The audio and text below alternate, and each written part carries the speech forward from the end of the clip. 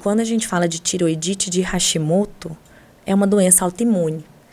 O Hashimoto é uma doença que estabelece na tireoide, mas não é uma doença da tireoide, é uma doença sistêmica. A gente não trata o laboratório, a gente não trata exame. E quantas vezes a gente vai avaliar um paciente que tem uma clínica da tireoidite de Hashimoto, mas que tem lá um TSH e um T4 livre normais? E aí, vou tratar ou não vou tratar?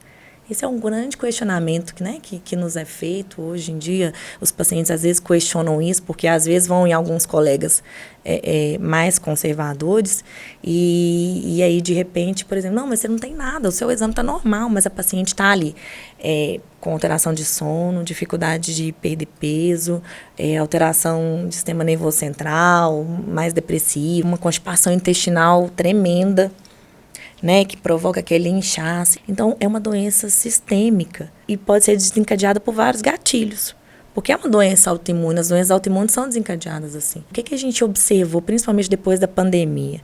Se você já tinha uma predisposição a ter uma doença autoimune, principalmente da tireoide, essa doença pode ter sido desencadeada. O que é o Hashimoto? Na verdade, é a principal etiologia do hipotireoidismo, que é uma disfunção hormonal que o metabolismo lentifica. Existe causa genética, existem outras causas, carência de iodo, por exemplo. Hoje em dia, o nosso sal de cozinha, ele já tem uma quantidade de iodo que é ideal para que a gente não tenha aqueles bócios. Você lembra que antigamente as pacientes tinham aqueles papos grandes? Muito era por questão carencial. Hoje em dia, a gente tem uma fiscalização muito criteriosa, que aí a gente não tem mais essa questão endêmica dos bócios, né? E não é muito frequente isso pra gente. Não difere em nada a questão de tratamento se você tem um hipotireoidismo genético, se você tem uma doença de Hashimoto, mas se você tem uma doença autoimune, doenças autoimunes andam juntas.